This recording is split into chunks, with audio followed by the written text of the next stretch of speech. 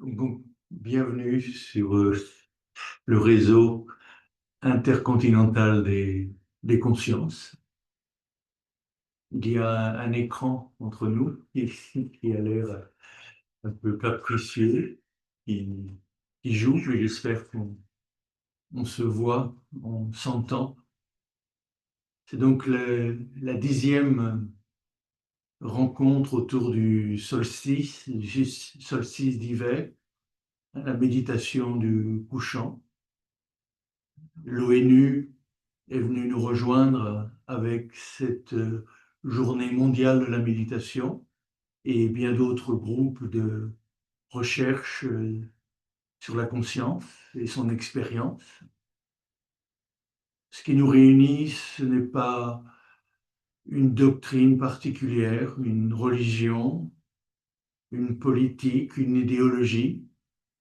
Ce qui nous réunit, c'est une pratique, une orientation vers la source même de toute conscience, de toute vie et de tout amour, en pensant que nous approcher de cette source non seulement nous rafraîchit, mais nous donne la force, l'énergie pour la partager et nous approcher à la fois singulièrement et universellement de cette paix qui, dans le monde aujourd'hui, vous le savez, a vraiment besoin, mais une paix concrète.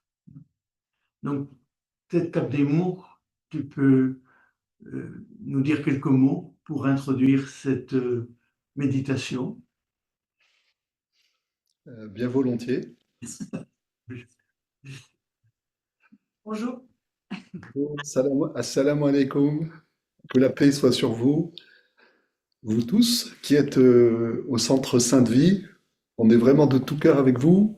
Et puis vous tous, chacune et chacun d'entre vous, où que vous soyez, Assalamu alayna.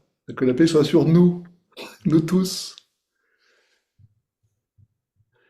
On a eu aujourd'hui à la fois le miracle et les aléas de la technique. Merci beaucoup Catherine d'avoir pu régler cela en temps et en heure. Euh,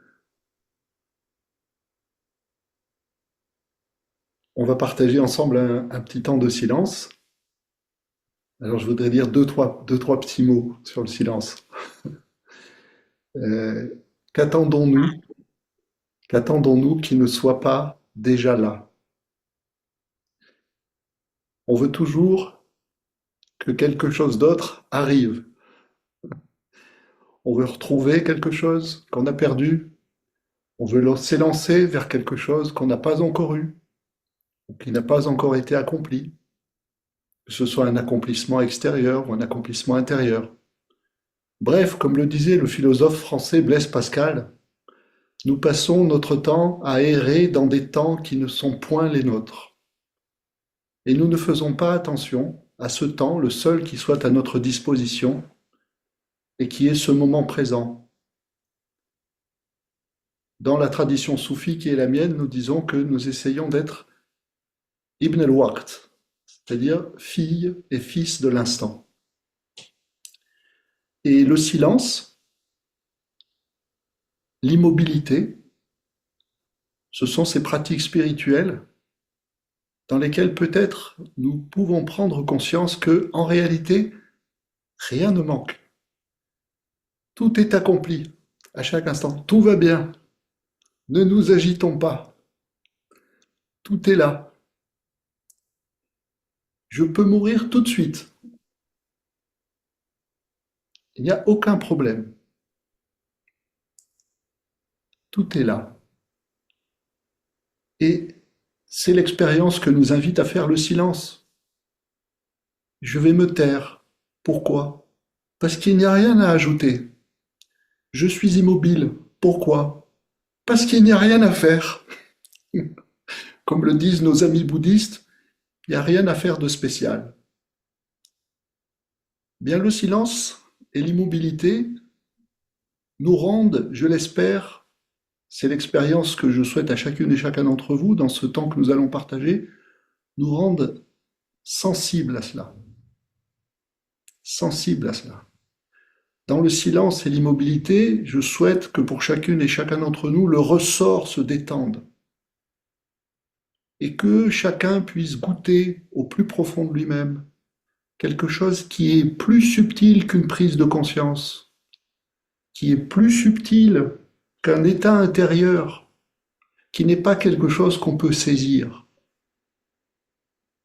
Cette plénitude dont on dit dans la tradition soufie qu'elle est latif, subtile, comme un parfum qui flotte dans l'air, invisible, insaisissable, et qui ensuite, quand on va sortir de ce silence, va nous accompagner et peut-être va nous rendre un peu moins agités, un peu moins inquiets, un peu moins insatisfaits. Vous voyez, parce que, eh bien, on aura peut-être effleuré de la pointe de l'âme cette vérité qu'on ne possède pas, cette vérité qui n'est pas un objet, qui n'est pas un objet de conscience, qui est ce que tu as appelé, Jean-Yves, une expérience.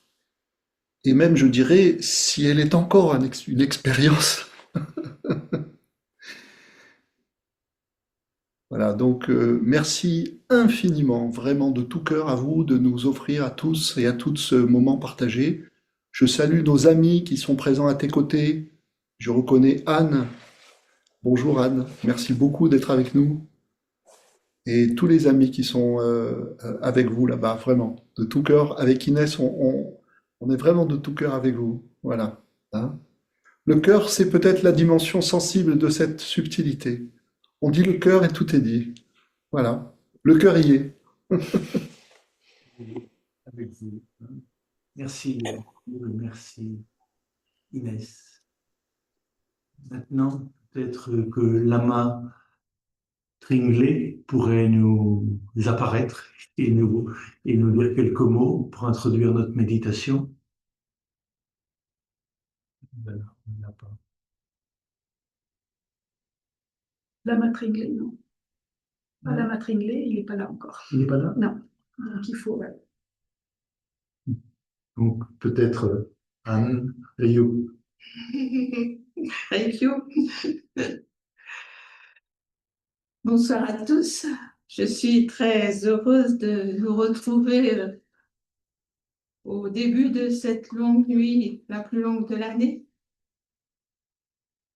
Nous sommes unis par le cœur, comme le dit Abdelnou, dans l'assise silencieuse, chacun selon sa pratique, chacun selon son vécu, chacun selon ses possibilités physiques.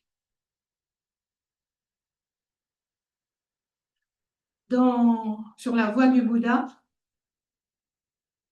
les maîtres nous invitent à embrasser les contraires. Embrasser les contraires, nous pouvons le faire ce soir en unissant en nous la simplicité de la posture, de cette assise silencieuse, et la multiplicité du monde. L'assise silencieuse, c'est l'immobilité, c'est la tranquillité, c'est la vigilance paisible, c'est le silence rayonnant. Et le monde, lui, c'est la diversité infinie des choses et des êtres. C'est la danse des phénomènes. C'est la vie en mouvement. Accueillir la multiplicité du monde à partir de la simplicité de la posture, c'est donner au monde un peu de paix. Pourquoi? Eh bien, parce que le silence de la posture, le silence de l'assise, il contient tous les sons du monde, tous les bruits du monde. tout ce bavardage incessant du monde. Et l'immobilité de la posture, elle contient tous les mouvements du monde, toute l'agitation du monde. Je dirais même actuellement ces convulsions. Ainsi, nous pouvons, en accueillant le monde tel qu'il est, à partir de notre silence et de notre immobilité, lui apporter un peu moins de confusion, déjà en le débarrassant de la nôtre. Beaucoup d'êtres humains, tout au long des différentes époques, ont ainsi aidé le monde à retrouver un peu d'équilibre, à retrouver un peu de sagesse. Et c'est à nous, ce soir, de le faire. Et pour cela, nous devons nous oublier, nous effacer, devenir transparents devant l'au-delà de nous-mêmes. Cet au-delà de nous-mêmes, chacun lui donnera le nom qui correspond à sa sensibilité spirituelle. Mais ce qui me paraît important, c'est la sincérité du cœur et la qualité de présence que nous apportons à cette assise. Voilà. Merci.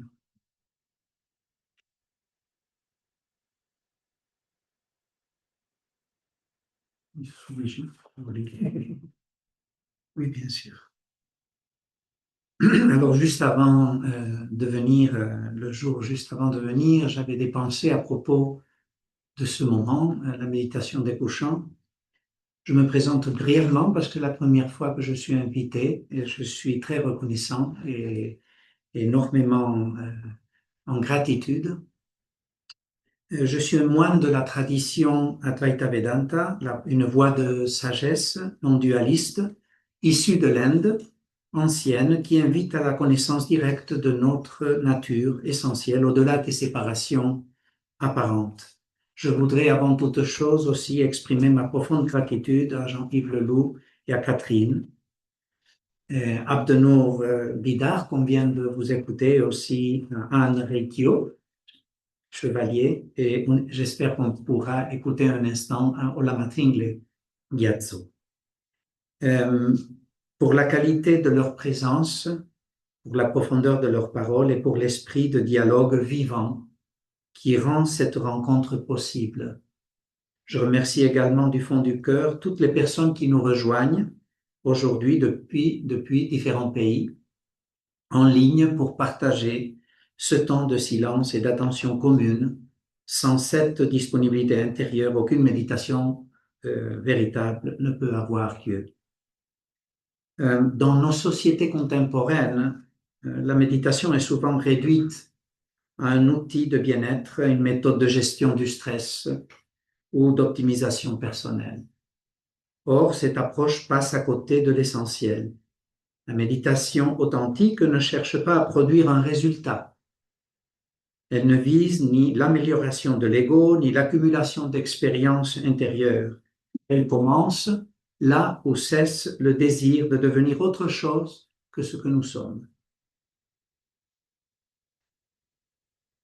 Méditer au sens le plus profond signifie laisser le mental se libérer de ses conditionnements, de ses peurs, de ses automatismes, de ses jugements et de sa quête incessante de sécurité. Ce n'est pas une activité, mais un non-faire lucide, une attention sans choix, une présence silencieuse dans laquelle le mental apprend à se connaître lui-même.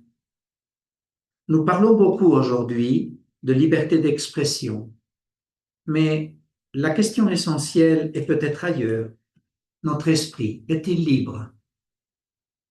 Car sans liberté intérieure, il ne peut y avoir ni créativité véritable, où on a pu jouir hier dans une exposition sur l'Apocalypse que merveilleusement a réalisée Catherine. Il ne peut y avoir ni créativité véritable, ni réalisation juste, ni relation juste au monde, ni responsabilité éthique.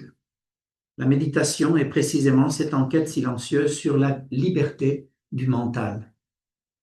Lorsque l'attention devient totale, sans effort, sans contrôle, sans attente, le mental s'apaise naturellement. Ce silence n'est pas une absence, mais une plénitude vivante. Ce n'est pas un vide stérile, mais un espace où la clarté, la sensibilité et la bonté peuvent émerger spontanément.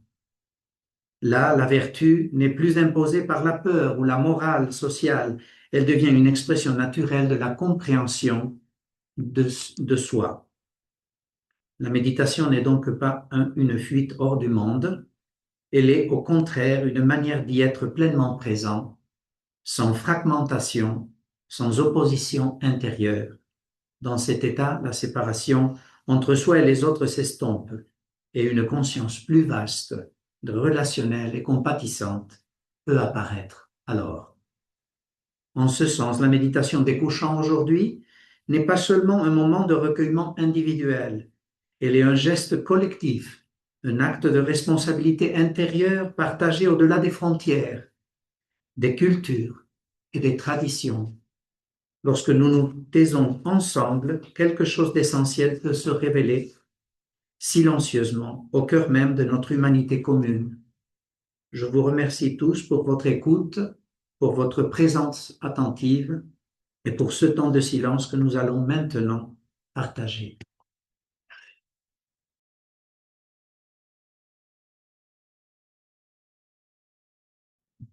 Bon, l'essentiel, hein, c'est de partager la pratique. En tant que chrétien, je dirais que pour moi, cette paix, c'est une présence qui a un visage, un nom. Hein, c'est cette présence du Christ au fond de la barque. Vous vous souvenez de cet épisode où, sur le lac de Tibériade, il y a une tempête et l'embarcation est emportée par les vagues. Et les disciples sont dans la panique. Et pendant ce temps-là, Jésus dort dans le fond de la barque. Je suis dort dans le fond de notre être. C'est ce que cette belle parabole nous rappelle, qu'il y a des tempêtes en nous, qu'elles soient mentales, viscérales, affectives, toutes sortes de tempêtes, d'émotions, de passions, d'idées peuvent nous emporter d'un moment à l'autre. Et la pratique de la méditation, c'est de se souvenir de ce je suis, de ce je suis des profondeurs, qui est là dans le fond de notre barque, de notre embarcation. Et il s'agit de réveiller cette présence, de l'appeler, de la réveiller.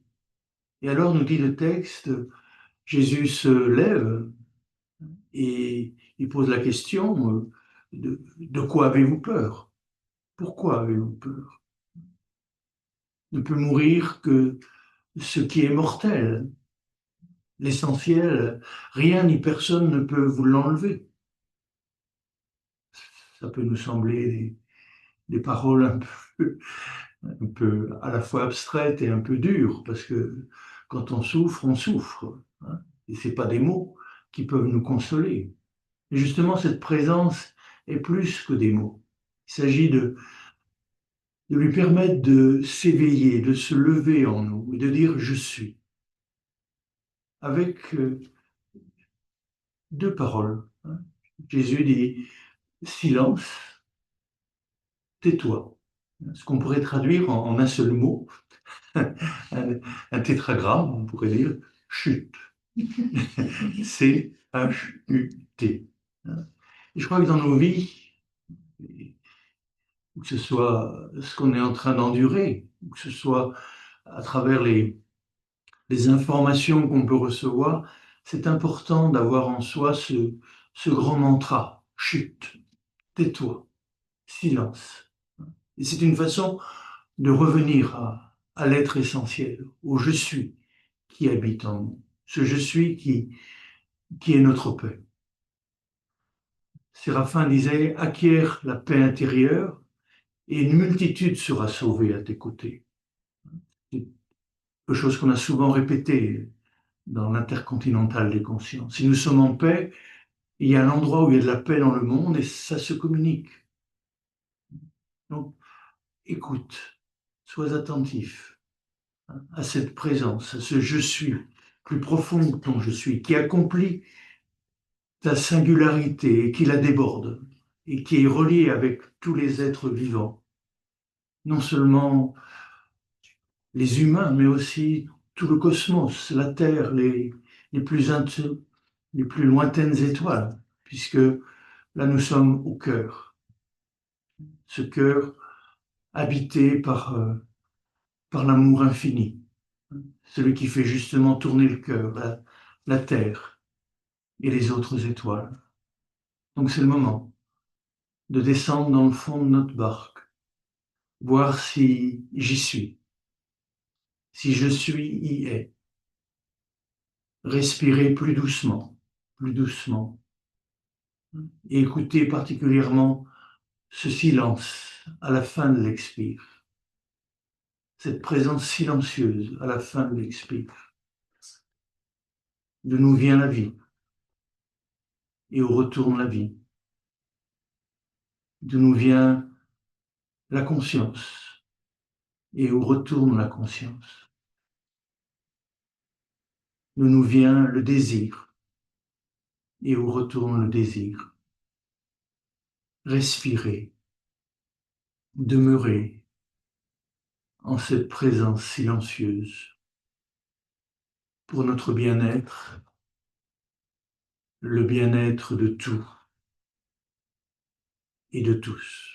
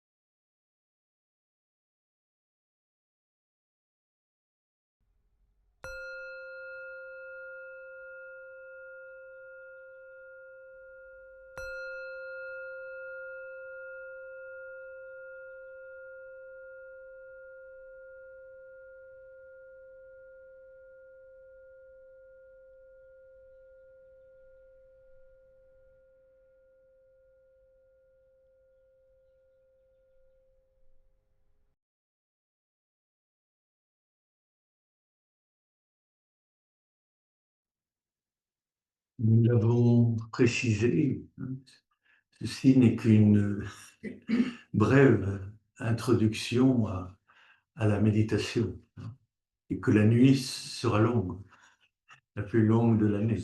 Donc, la méditation continue, peut-être dans d'autres postures, dans d'autres lieux, mais elle continue et elle demeure. Merci à Nemours et à Inès. Merci à Matringlé. Oui, parce qu'il nous entend. Il nous entend. Voit, mais on peut d'avoir. Merci. On peut lui parler là-bas. Merci d'avoir cherché à nous joindre. Nous sommes bien avec vous et la Sangha qui vous entoure. Merci à Swamiji Gurudev. Merci à Anne Reitio et à vous tous donc, qui, dans le silence, dans la profondeur, prenons soin des assises spirituelles du monde. Puisque nous sommes dans le temps de Noël, il est bon de rappeler que la conscience, l'infinie conscience créatrice, désire se faire chair, habiter en nous et parmi nous, pour que ce monde, cette chair, cette humanité redevienne consciente, retrouve sa clarté et sa paix. Donc joyeux Noël, belle fin d'année, que la vie, la conscience et l'amour nous accompagnent à chaque instant. Nous soyons, comme le disait Aldemir, des fils et des filles de cet instant éternel, une chair qu'un être en chacun de nous. Tu as raison. Tringlé, c'est bon. Tu peux lui donner la main. Tringlé, c'est bon. Alors, Donc, Oh. voilà. Voilà. Alors. Oui. Bonjour, bonjour. Bonjour. Bonjour, chers amis. Désolé pour ce problème technique. Vous m'entendez? Oui, oui, oui. Oui. Oh. Heureux d'être avec vous. Le plus important, c'est que nous ayons médité ensemble et partagé ce temps de silence. Hein. Comme tout à l'heure, j'ai entendu juste le dernier mot de Jean-Yves, c'était chut.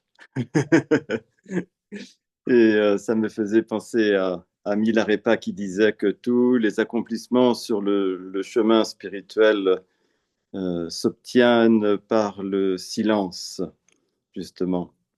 Et que, quelles que soient nos expériences intimes, nos expériences intérieures ou nos expériences profondes, en parler masque leur profondeur et ne peut jamais rendre leur réalité et les recouvre d'une sorte de voile. Et donc le silence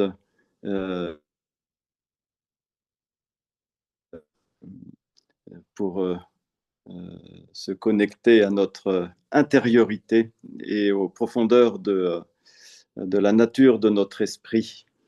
Donc je suis content d'avoir pu partager avec vous ce temps de silence et je vous en remercie. Merci. De tout mon cœur. Merci.